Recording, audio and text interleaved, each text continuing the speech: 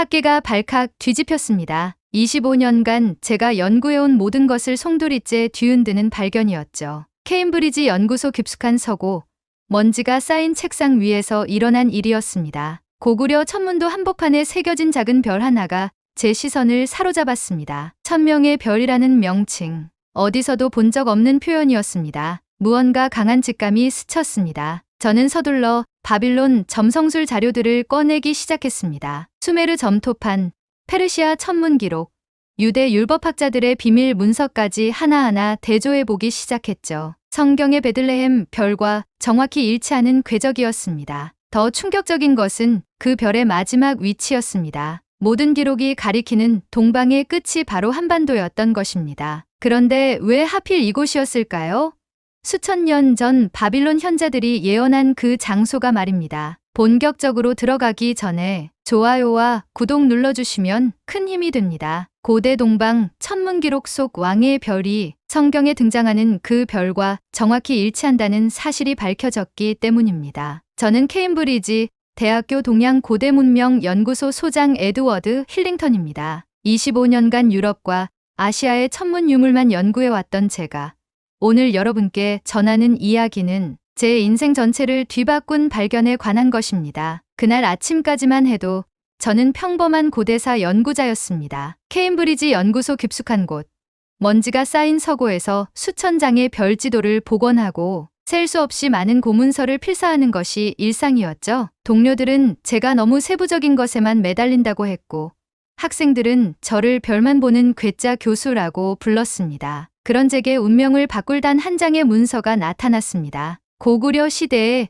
천문도였습니다. 한국의 고고학 연구팀이 평양 근처 고분에서 발굴한 이 도면을 처음 봤을 때 저는 그저 동아시아 천문학의 또 다른 사료 정도로 생각했습니다. 하지만 도면 한가운데 북두칠성 아래 새겨진 작은 별 하나가 제 시선을 사로잡았습니다. 천명의 별이라는 명칭이 적혀 있었는데 이는 제가 어디에서도 본 적이 없는 표현이었습니다. 그 순간 무언가 강한 직감이 스쳤습니다. 저는 서둘러 바빌론 점성술 자료들을 꺼내기 시작했습니다. 수메르 점토판, 페르시아 천문 기록, 그리고 유대 율법학자들의 비밀 문서까지 하나하나 대조해보던 중 믿을 수 없는 사실을 발견하게 되었습니다. 고구려 천문도의 천명의 별 위치와 경로가 바빌론 점성술에서 왕의 탄생을 알린다고 믿었던 항성의 경로와 정확히 일치했던 것입니다. 저는 그 순간 손에 들고 있던 고대 점토판을 다시 꺼냈습니다. 수메르의 학자들이 기록한 니비루의 회귀와 유대 율법학자들이 남긴 기록되지 않은 별의 경로, 그리고 마태복음의 동방 박사들이 따라간 그 별이 모두 하나의 궤적에 수렴하고 있었습니다. 25년간 제가 쌓아온 모든 연구 경험이 이 순간을 위해 준비되었다는 생각이 들었습니다. 제가 고대 천문학에 매료된 것은 대학원 시절로 거슬러 올라갑니다. 당시 저는 서양 고전학을 전공하고 있었는데 우연히 접한 바빌론 점성술 문헌에서 동방의 왕에 관한 예언을 발견했습니다. 그 예언은 너무나 구체적이고 상세해서 단순한 점성술적 상상이 아닌 실제 천문 관측에 기반한 것처럼 보였습니다. 그때부터 저는 동서양 천문 기록들 사이의 연관성을 추적하기 시작했죠. 하지만 학계에서는 제 연구를 탐탁하게 여기지 않았습니다. 서양 고전학자가 동양 사료에 손을 대는 것도 이상하게 봤고 더구나 성경과 고대 점성술을 연결하려는 시도는 학문적 엄밀성을 의심받기 충분했습니다. 동료들은 제가 유사과학에 빠져든다고 우려했고 몇 차례 연구 방향을 바꾸라는 압박도 받았습니다. 그럼에도 저는 포기할 수 없었습니다. 왜냐하면 제가 발견한 패턴들이 너무나 명확했기 때문입니다. 바빌론 천문학자들이 기록한 왕의 별 출현 주기, 중국 한나라 사료에 등장하는 객성 기록, 그리고 로마 역사가들이 언급한 동방의 징조가 모두 같은 시기, 같은 천체 현상을 가리키고 있었습니다. 이런 우연은 있을 수 없었죠. 특히 주목할 점은 이 별의 마지막 위치였습니다. 모든 문헌에서 공통적으로 언급하는 것은 이 별이 동방의 끝에서 멈췄다는 것이었습니다. 그리고 놀랍게도 이 동방의 끝 좌표가 지금의 한반도 북부 천상좌표와 정확히 일치했습니다. 이건 단순한 우연일 수 없었습니다. 왜 서로 교류하지 않았던 문명들이 동일한 별의 출현을 왕의 탄생과 연결했을까요? 저는 이 질문 앞에서 며칠을 잠들지 못했습니다. 제가 지금까지 믿어온 학문적 상식이 송두리째 흔들리고 있었기 때문입니다. 문제는 이 발견이 기존 학계의 통념과 정면으로 충돌한다는 점이었습니다. 서양 신학계에서는 베들레헴의 별을 단순한 기적이나 상징으로 해석해왔고, 동양학계에서는 고구려의 천문도를 순수한 동아시아 전통의 산물로만 여겨왔습니다. 그런데 제가 발견한 증거들은 이 두 전통이 실제로는 하나의 거대한 천문학적 사건을 각자의 방식으로 기록한 것일 가능성을 시사하고 있었습니다. 더 충격적인 것은 제가 추가로 발견한 문헌들이었습니다. 티베트의 고문서에서는 북방의 왕성에 관한 예언을, 인도 고전에서는 극북의 금강왕에 대한 언급을, 심지어 아메리카 원주민의 구전에서도 떠오르는 북극성의 후예라는 표현을 찾을 수 있었습니다. 이 모든 기록들이 공통적으로 가리키는 방향은 하나였습니다. 한반도였습니다. 하지만 이런 주장을 학계에 발표하기에는 너무나 위험했습니다. 자칫하면 제가 25년간 쌓아온 학자로서의 명성이 하루아침에 무너질 수도 있었죠. 동료들은 이미 제가 지나치게 추상적인 연결고리에 매달린다며 우려를 표하고 있었고, 학과장은 제게 보다 실증적인 연구로 돌아갈 것을 권했습니다. 그럼에도 저는 멈출 수 없었습니다. 왜냐하면 매일 새로운 증거들이 발견되고 있었기 때문입니다. 최근 중국에서 발굴된 한나라 무덤에서 나온 점성도에도 같은 별이 표시되어 있었고, 시리아의 고대 수도원에서 발견된 아람어 필사본에도 동방 끝의 왕관이라는 표현이 나타났습니다. 이 모든 것들이 우연의 일치일 확률은 천문학적으로 낮았습니다. 저는 점차 확신하게 되었습니다. 동방 박사들은 단순한 여행자가 아니었습니다. 그들은 별을 해독하는 자였고, 그 별은 단지 하늘에 뜬 빛이 아니라 하늘이 전하는 왕권 계승의 신탁이었습니다. 그 신탁이 향하던 마지막 왕의 땅은 우리가 지금까지 전혀 주목하지 않았던 곳이었습니다. 저는 그 순간 제 연구실을 가득 채운 수천 장의 자료들을 다시 보기 시작했습니다. 이번에는 전혀 다른 관점에서 말입니다. 전환점은 예상치 못한 곳에서 찾아왔습니다. 제 연구실을 방문한 한국의 젊은 고고학자 박민준 박사가 가져온 새로운 발굴 자료 때문이었습니다. 그는 평양 근처에서 발견된 고구려 고분군에서 나온 추가 유물들을 보여주었는데, 그 중에는 제가 지금까지 본 것 중 가장 정교한 천문 관측 기구가 포함되어 있었습니다. 교수님, 이걸 보세요. 박 박사가 조심스럽게 꺼낸 것은 청동으로 만들어진 복잡한 기구였습니다. 이것은 단순한 해시계나 나침반이 아닙니다. 특정 별의 위치를 추적하기 위해 제작된 정밀 관측기입니다. 그런데 이상한 점은 이 기구가 추적하도록 설계된 별의 궤도가 기존에 알려진 어떤 항성과도 일치하지 않는다는 것입니다. 저는 그 순간 깨달았습니다. 고구려의 천문학자들은 단순히 별을 관찰한 것이 아니라 특정한 목적을 가지고 특별한 별을 추적하고 있었던 것입니다. 그리고 그 별은 바로 제가 연구해온 왕의 별이었습니다. 박 박사와 함께 이 관측기를 분석하면서 저는 더욱 놀라운 사실을 발견했습니다. 이 기구에 새겨진 문양들이 바빌론의 점성술 기호들과 거의 동일했던 것입니다. 하지만 어떻게 고구려의 천문학자들이 바빌론의 지식을 알 수 있었을까요? 답은 실크로드에 있었습니다. 저는 뒤늦게 깨달았습니다. 고대의 지식 전파 경로를 너무 단순하게 생각했던 것을. 실크로드는 단순히 상품만 오가는 길이 아니라 가장 중요한 지식과 예언이 전해지는 통로였습니다. 바빌론의 마귀들, 페르시아의 조로아스터교 성직자들, 그리고 동방의 현자들이 모두 이 길을 통해 같은 예언을 공유하고 있었던 것입니다. 왜 고구려의 천문도 한복판에 그 별이 있었는가? 왜 조선의 왕들은 북두칠성에 제를 올렸으며, 왜 수천 년 전 바빌론 점성가는 진짜 왕이 태어날 장소는 동방 끝이라 예언했는가? 이 퍼즐의 모든 조각들이 단 하나의 답을 향해 수렴하고 있었습니다. 그 답은 제가 예상했던 것보다 훨씬 더 웅장하고 심오했습니다. 저는 마침내 모든 퍼즐 조각들을 하나로 맞출 수 있었습니다. 고대 세계의 현자들이 수천 년에 걸쳐 전해온 예언의 진정한 의미를 말입니다.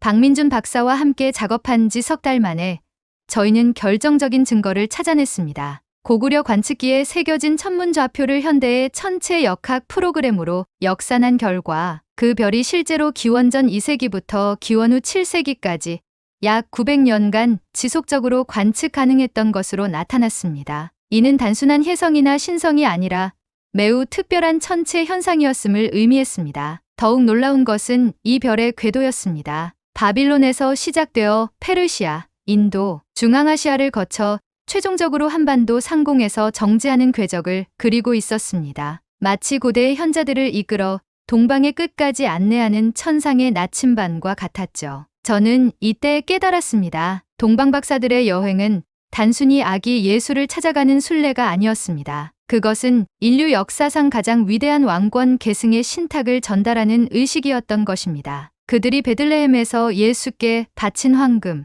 유향, 모략은 단순한 선물이 아니라 왕권의 상징물이었고 그 의식을 통해 천상의 왕권이 지상으로 전해진 것입니다. 하지만 이야기는 거기서 끝나지 않았습니다. 그 별은 베들레헴에 머물지 않고 계속해서 동쪽으로 향했습니다. 고구려 천문도가 보여주는 것처럼 그 별은 최종적으로 동방의 끝에 도달했습니다. 그곳에서 또 다른 왕의 탄생을 예고하기 위해서 말입니다. 제가 수집한 모든 사료를 종합해보면 고구려와 후에 조선에 이르기까지 한반도의 역대 왕조들이 이 천상의 왕권을 계승받았음을 알 수 있습니다. 북두 칠성을 향한 제사, 천명사상의 뿌리, 그리고 하늘의 아들이라는 왕권, 개념 모두가 이 고대 예언의 성취와 연결되어 있었던 것입니다. 저는 마침내 25년간의 연구, 여정이 도달한 종착점을 확인할 수 있었습니다. 그것은 단순한 학술적 발견이 아니라 인류 문명사의 새로운 장을 여는 역사적 진실이었습니다. 이 발견이 의미하는 바는 단순히 고대사를 다시 쓰는 것을 넘어섭니다. 그것은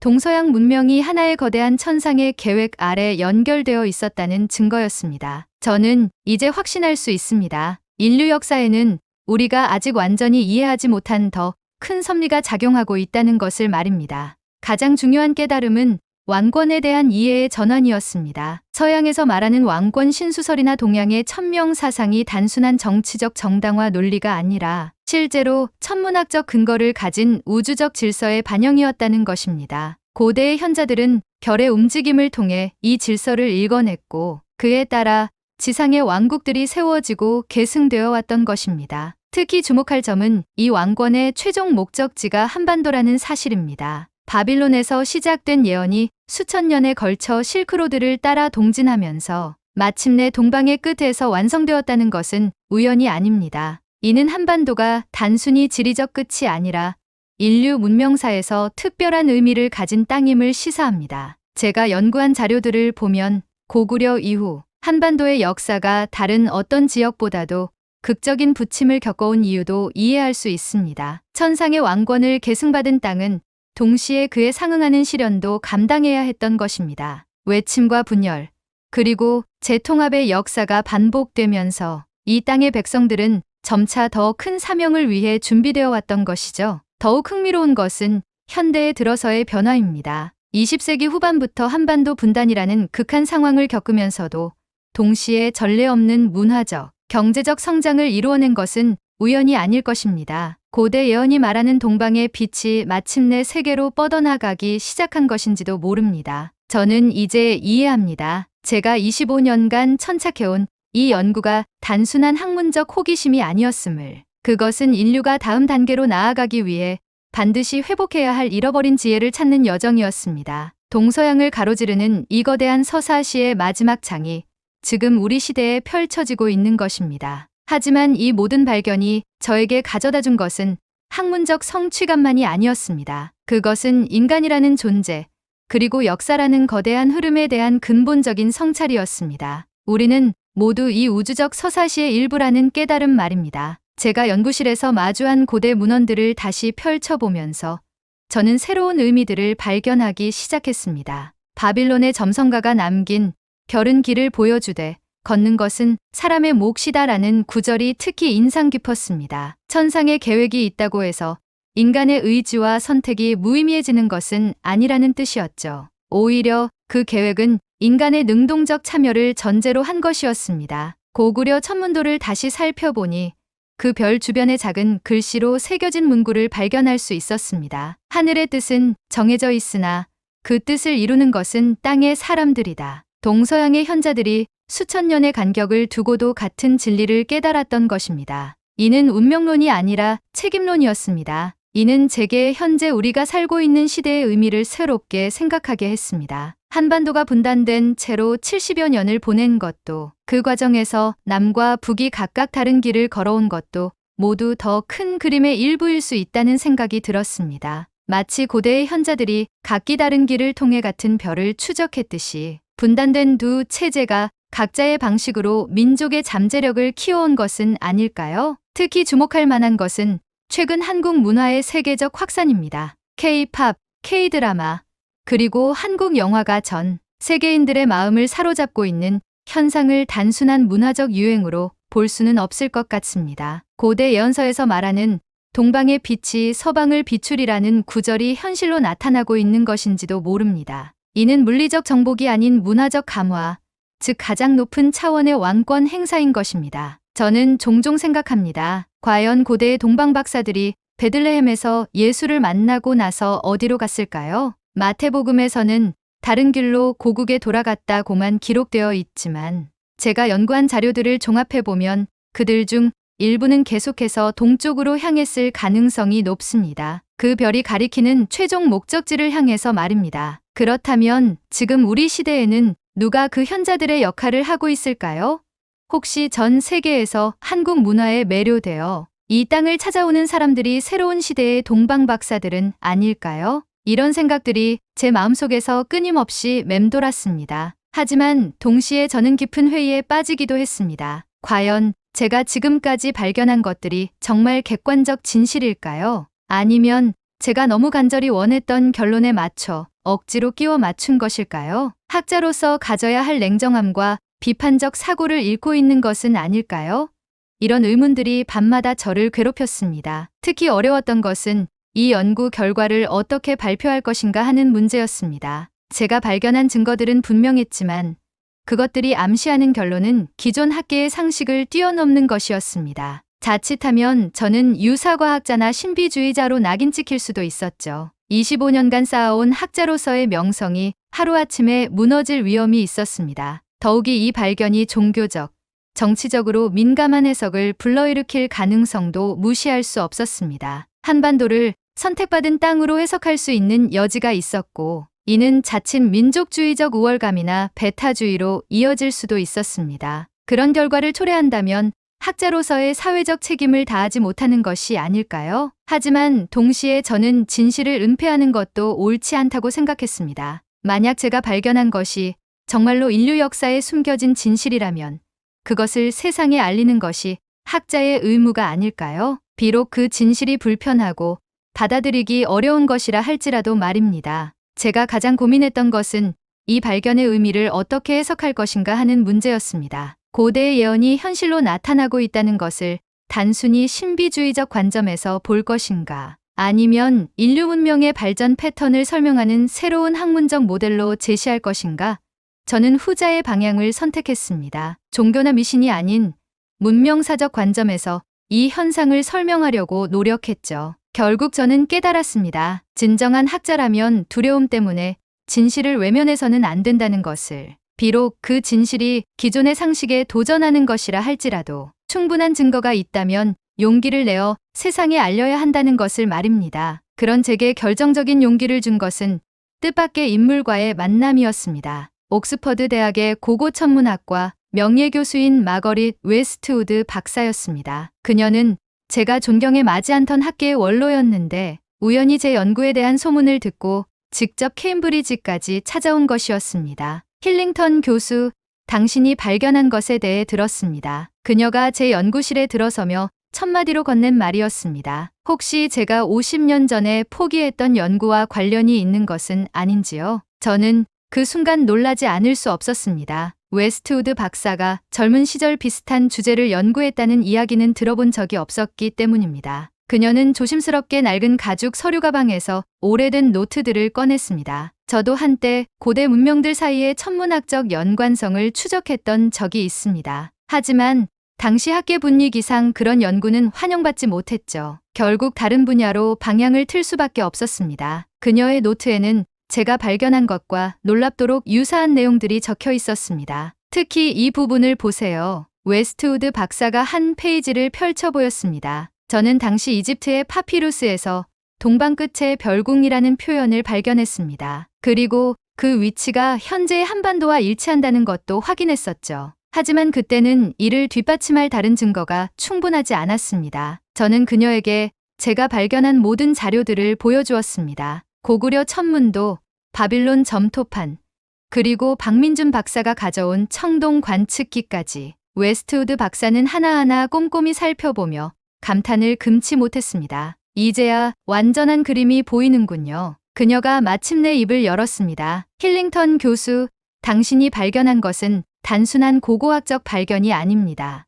이는 인류 문명사를 새롭게 쓸 수 있는 패러다임의 전환입니다. 저는 50년 전에 이런 결론에 도달할 용기가 없었지만 지금은 다릅니다. 그녀의 격려는 제게 새로운 확신을 주었습니다. 두려워하지 마세요. 진정한 학문적 발견은 항상 기존의 틀을 깨뜨리는 법입니다. 갈릴레이도 다윈도 모두 그런 길을 걸었죠. 당신도 그 전통을 이어가는 것입니다. 웨스트우드 박사의 말은 제 마음속 깊은 곳까지 울렸습니다. 더욱 놀라운 것은 그녀가 추가로 제공한 정보였습니다. 사실 저와 비슷한 연구를 했던 학자들이 더 있었습니다. 독일의 한 고고학자는 게르만 신화에서, 프랑스의 언어학자는 켈트족 전설에서 같은 패턴을 발견했었죠. 모두들 학계의 압박 때문에 포기했지만 말입니다. 웨스트우드 박사와의 만남은 제 연구에 예상치 못한 반전을 가져다 주었습니다. 그녀가 소개해준 유럽의 다른 학자들과 연락을 취하면서 저는 놀라운 사실을 알게 되었습니다. 제가 지금까지 발견한 것보다 훨씬 더 광범위하고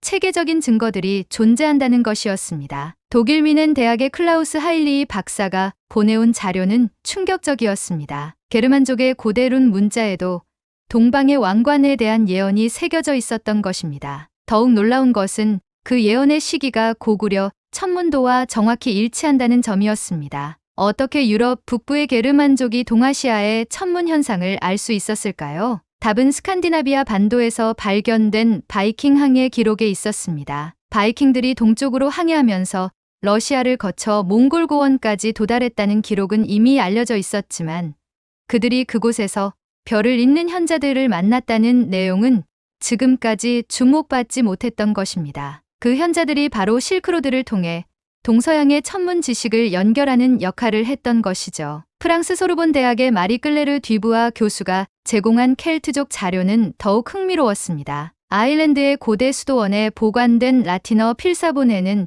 극동의 빛에 대한 환상이 상세히 기록되어 있었습니다. 그 환상을 본 수도사는 동방 끝에서 일어날 빛이 온 세상을 비출 것이라고 예언했는데 그 시기가 현재와 놀랍도록 부합했습니다. 하지만 가장 충격적인 반전은 아메리카 대륙에서 찾아왔습니다. 하버드 대학의 인류학과에서 연락이 왔는데 북미 원주민 체로키족의 구전 설화에도 비슷한 내용이 있다는 것이었습니다. 해가 뜨는 곳의 끝에서 큰 추장이 나타나 온 세상을 하나로 묶을 것이라는 예언이었죠. 이는 콜럼버스가 아메리카를 발견하기 훨씬 이전부터 전해 내려온 것이었습니다. 저는 이때 깨달았습니다. 제가 지금까지 동서양의 문명 교류로만 설명하려 했던 현상이 실제로는 전 지구적 규모의 무언가였다는 것을. 마치 지구 전체가 하나의 거대한 천문대처럼 작동하면서 각 대륙의 현자들이 같은 우주적 신호를 각자의 방식으로 포착하고 있었던 것입니다. 이는 인류 문명에 대한 제 이해를 근본적으로 바꿔놓았습니다. 우리가 지금까지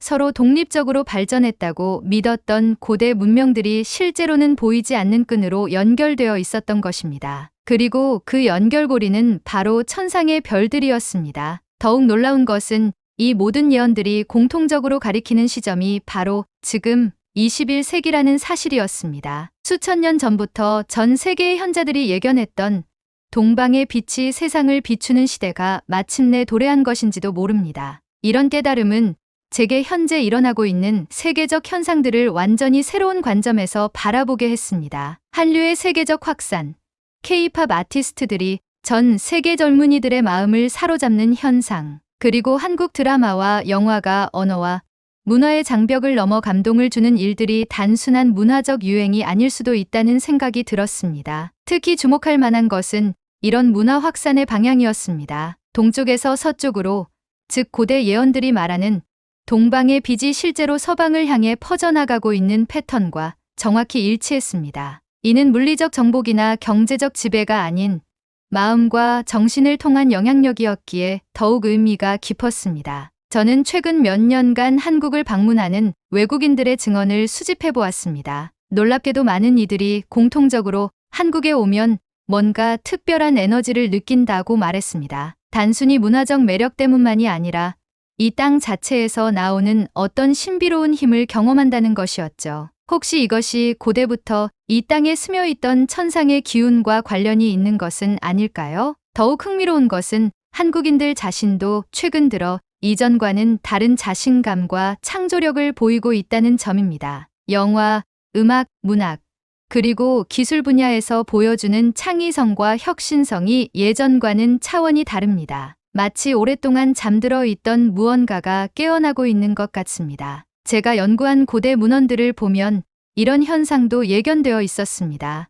바빌론의 한점성가는 동방 끝의 백성들이 자신의 진정한 정체성을 깨달을 때 그들의 빛이 온 세상을 밝힐 것이라고 기록했습니다. 고구려 천문도에도 천명의 별이 완전히 떠오르는 때 이 땅의 후손들이 세계의 스승이 되리라는 구절이 있었습니다. 하지만 저는 이런 해석이 자칫 민족적 우월주의나 배타주의로 오해될까봐 걱정스럽기도 했습니다. 고대 예언의 진정한 의미는 특정 민족의 우월성을 주장하는 것이 아니라 인류 전체의 조화와 통합을 위한 역할 분담을 말하는 것이라고 생각합니다. 마치 오케스트라에서 각 악기가 자신의 고유한 역할을 할 때 아름다운 하모니가 완성되듯이 말입니다. 실제로 한류의 특징을 보면 이는 다른 문화를 배척하거나 지배하려는 것이 아닙니다. 오히려 서로 다른 문화들 사이의 소통과 이해를 촉진하는 역할을 하고 있습니다. K-팝을 통해 아시아 문화에 관심을 갖게 된 서양 젊은이들이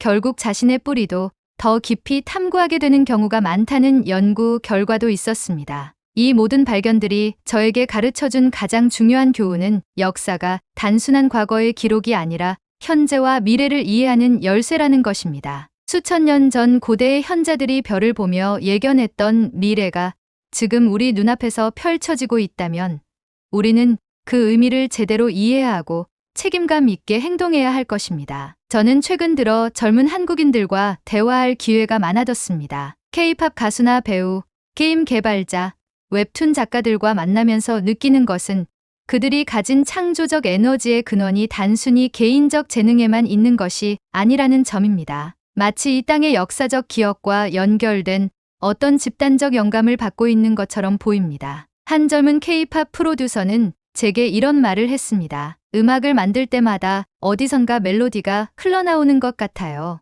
마치 이미 존재하던 곡을 제가 발견하는 것처럼요. 이는 고대 그리스인들이 말하는 뮤즈의 영감과 비슷한 경험이었습니다. 혹시 이 땅에 깃든 천상의 기운이 현대의 예술가들에게도 영감을 주고 있는 것은 아닐까요? 하지만 저는 동시에 우려하는 부분도 있습니다. 이런 특별한 역할이 주어진다면 그에 상응하는 책임도 따라온다는 것입니다. 고대 문헌들을 보면 천명을 받은 왕들이 그 책임을 제대로 다하지 못했을 때 어떤 결과가 따랐는지도 기록되어 있습니다. 현재의 한국과 한국인들도 마찬가지입니다. 전 세계가 한국 문화에 주목하고 있는 지금 우리는 그 관심을 어떻게 활용할 것인가를 신중히 고민해야 합니다. 단순히 경제적 이익이나 국가적 위상 제고에만 매달릴 것이 아니라 인류 전체의 화합과 발전에 기여하는 방향으로 나아가야 할 것입니다. 이것이 고대 예언이 진정으로 의도했던 바일 것입니다. 저는 이제 확신합니다. 제가 25년간 추적해온 왕의 별은 단순히 과거의 유물이 아닙니다. 그것은 현재도 계속 빛나고 있으며 앞으로도 인류의 미래를 이끌어갈 것입니다. 그리고 그 별이 가리키는 방향을 따라가는 것이 우리 모두의 사명일 것입니다. 마지막으로 저는 여러분께 당부하고 싶습니다. 이 이야기를 들으신 후 밤하늘을 올려다보실 때면 북두칠성 근처를 한번 유심히 바라보세요. 혹시 그곳에서 특별한 빛을 발견하신다면 그것은 단순한 착시가 아닐 수도 있습니다. 수천 년을 이어온 천상의 약속이 여전히 우리와 함께하고 있다는 증거일 테니까요. 이 연구를 진행하면서 저 자신도 예상치 못한 변화를 경험했습니다. 처음에는 순수한 학문적 호기심에서 시작했던 일이 점차 제 인생관과 세계관을 근본적으로 바꿔놓았기 때문입니다. 단순히 고대 문헌을 해석하는 연구자에서 살아있는 역사의 증인이 된 것 같은 느낌이었습니다. 가장 큰 변화는 시간에 대한 인식이었습니다. 이전까지 저는 과거, 현재, 미래를 선형적으로 구분해서 생각했습니다. 하지만 이 연구를 통해 깨달은 것은 시간이 실제로는 나선형으로 흐른다는 것입니다. 과거의 패턴이 현재에 반복되면서도 한 차원 높은 단계로 발전해 나가는 구조 말입니다. 예를 들어 고대 동방 박사들이 별을 따라 여행했던 것처럼 현재도 전 세계 사람들이 한국 문화라는 별을 따라 이 땅을 찾아오고 있습니다. 형태는 다르지만 본질은 같은 현상이 수천 년의 간격을 두고 반복되고 있는 것입니다. 이런 깨달음은 제게 역사를 바라보는 완전히 새로운 시각을 제공했습니다. 또한 제 자신의 역할에 대해서도 다시 생각하게 되었습니다. 저는 단순히 과거를 연구하는 학자가 아니라 과거와 현재를 연결하는 다리 역할을 하고 있다는 것을 깨달았습니다. 고대의 지혜를 현대적 언어로 번역하여 전달하는 것이 제 사명이라는 생각이 들었죠. 이런 변화는 제 일상생활에도 영향을 미쳤습니다. 이전에는 연구실에서만 고문서와 씨름하던 제가 이제는 현재 일어나고 있는 문화 현상들에도 깊은 관심을 갖게 되었습니다. K-팝 콘서트장에서 열광하는 젊은이들의 모습에서 고대 신전에서 신을 찬양하던 신도들의 모습을 발견하기도 했습니다. 특히 인상 깊었던 것은 런던의 한 K-팝 콘서트에 참석했을 때의 경험이었습니다. 수만 명의 관객들이 한국어로 함께 노래하는 모습을 보면서 저는 바벨탑 이후 흩어졌던 인류의 언어가 다시 하나로 모이는 순간을 목격하는 것 같았습니다. 물론 완전히 같은 것은 아니지만 음악이라는 공통 언어를 통해 서로 다른 문화권의 사람들이 하나가 되는 모습은 분명 상징적 의미가 있었습니다. 이런 경험들을 통해 저는 학문과 현실이 분리된 것이 아니라는 것을 깨달았습니다. 진정한 학문은 현재의 삶과 미래의 방향을 제시할 수 있어야 한다는 생각이 들었죠. 그래서 저는 이제 단순히 논문을 쓰는 것을 넘어서 이 발견들을 더 많은 사람들과 공유하려고 노력하고 있습니다. 하지만 동시에 겸손함도 잃지 않으려고 합니다. 제가 발견한 것들이 아무리 놀라워도 그것은 거대한 진실의 일부분에 불과할 것입니다. 앞으로도 계속 연구하고 탐구해야 할 것들이 무수히 많이 남아 있습니다. 제가 이 연구 결과를 학계에 발표했을 때의 반응은 예상했던 것보다 훨씬 극명하게 갈렸습니다. 한편에서는 혁명적 발견이라며 열광했지만 다른 한편에서는 학문적 엄밀성을 잃은 추측이라며 강한 비판을 쏟아냈습니다. 이런 양극화된 반응 자체가 이 발견의 파급력을 보여주는 것이라고 생각했습니다. 가장 격렬한 반대는 예상대로 전통적인 서양 고전학계에서 나왔습니다. 케임브리지의 한 원로 교수는 공개적으로 힐링턴이 학문을 버리고 신비주의에 빠졌다며 제 연구를 폄하했습니다. 하지만 흥미롭게도 젊은 학자들 사이에서는 오히려 지지의 목소리가 높았습니다. 특히 학제간 연구에 관심이 많은 차세대 연구자들은 제 접근법을 새로운 패러다임의 시작이라고 평가했습니다. 더욱 놀라운 것은 동양학계의 반응이었습니다. 처음에는 서양 학자가 동양 문화를 자의적으로 해석한다며 경계했지만 제가 제시한 구체적 증거들을 검토한 후에는 오히려 적극적인 협력 의사를 표명했습니다. 특히 한국의 고고학계에서는 새로운 발굴, 프로젝트를 제안하며 함께 연구하자고 했습니다. 가장 의미 있었던 것은 종교계의 반응이었습니다. 기독교, 불교, 이슬람교 등 서로 다른 종교의 학자들이 각자의 경전과 전통에서 비슷한 예언이나 상징을 찾아내기 시작했습니다. 바티칸의 한 추기경은 이는 종교 간 대화를 위한 새로운 출발점이 될 수 있다며 긍정적 견해를 밝혔습니다. 하지만 이런 관심이 항상 순수한 학문적 동기에서 나온 것은 아니었습니다. 일부 정치적 집단들이 제 연구를 자신들의 주장을 뒷받침하는 근거로 활용하려 했고 몇몇 신종교 단체들은 제 이론을 왜곡해서 선전에 이용했습니다. 이런 상황들이 제게는 큰 부담이었습니다. 특히 어려웠던 것은 한국 내부의 반응이었습니다. 일부에서는 한민족의 우수성을 과학적으로 증명했다며 과도한 의미를 부여했고 반대로 다른 일부에서는 서구 중심적 사고의 연장이라며 비판했습니다. 저는 이 두 극단 모두가 제 연구의 진정한 의도를 오해하고 있다고 생각했습니다. 이런 혼란 속에서 저는 더욱 신중해져야 한다는 것을 깨달았습니다. 학문적 발견이 사회에 미치는 영향을 간과해서는 안 된다는 교훈이었죠. 그래서 저는 후속 연구에서는 더욱 엄밀한 방법론을 적용하고 결과 해석에서도 다양한 관점을 균형 있게 제시하려고 노력했습니다. 무엇보다 중요한 것은 이 발견이 분열을 조장하는 것이 아니라 통합을 지향해야 한다는 점이었습니다. 고대의 예언이 말하는 것도 특정 민족의 우월성이 아니라 인류 전체의 조화와 발전이었기 때문입니다. 이런 관점을 잃지 않는 것이 학자로서의 제 책임이라고 생각했습니다. 지금 이 순간 제가 25년간의 연구 여정을 돌아보며 확신할 수 있는 것은 우리가 인류 역사의 매우 특별한 전환점에 서 있다는 사실입니다. 고대의 현자들이 별을 보며 예견했던 그 시대, 동방의 빛이 온 세상을 비추는 시대가 바로 지금이라는 것입니다. 하지만 이것이 숙명론을 의미하지는 않습니다. 오히려 그 반대입니다. 천상의 계획이 있다고 해서 우리의 선택과 노력이 무의미해지는 것이 아닙니다. 고대 바빌론 점성가의 말처럼 별은 길을 보여주되 걷는 것은 사람의 몫입니다. 우리에게는 그 길을 어떻게 걸어갈 것인가에 대한 자유의지와 책임이 주어져 있습니다. 제가 발견한 증거들이 보여주는 것은 한반도가 단순히 지리적으로 동방의 끝에 위치한 땅이 아니라는 것입니다. 이곳은 수천 년에 걸친 인류의 지혜가 수렴하는 지점이며 동시에 새로운 시대의 빛이 발산되는 원점이기도 합니다. 이런 역할을 제대로 수행하기 위해서는 이 땅의 사람들이 더욱 깊은 자각과 책임감을 가져야 할 것입니다. 무엇보다 중요한 것은 이 특별한 역할이 배타적 우월감이 아니라 포용적 리더십을 의미한다는 점입니다. 한류가 전 세계적으로 사랑받는 이유도 그것이 다른 문화를 배척하거나 지배하려 하지 않고 오히려 서로 다른 문화들 사이의 소통과 이해를 촉진하기 때문입니다. 이것이야말로 고대 예언이 진정으로 의도했던 왕권의 모습일 것입니다. 저는 이제 확신합니다. 앞으로 수십 년 동안 우리는 더욱 놀라운 변화들을 목격하게 될 것입니다. 한반도에서 시작된 문화적 파장이 전 세계로 확산되면서 인류는 새로운 차원의 조화와 통합을 경험하게 될 것입니다. 하지만 그 과정에서 우리가 잊지 말아야 할 것은 겸손함과 섬김의 정신입니다. 마지막으로 저는 이 이야기를 들으신 모든 분들께 당부드리고 싶습니다. 여러분 각자가 이 거대한 역사적 서사의 주인공이라는 것을 기억하십시오. 고대의 동방 박사들이 별을 따라 여행했듯이 지금 우리 모두는 각자의 별을 따라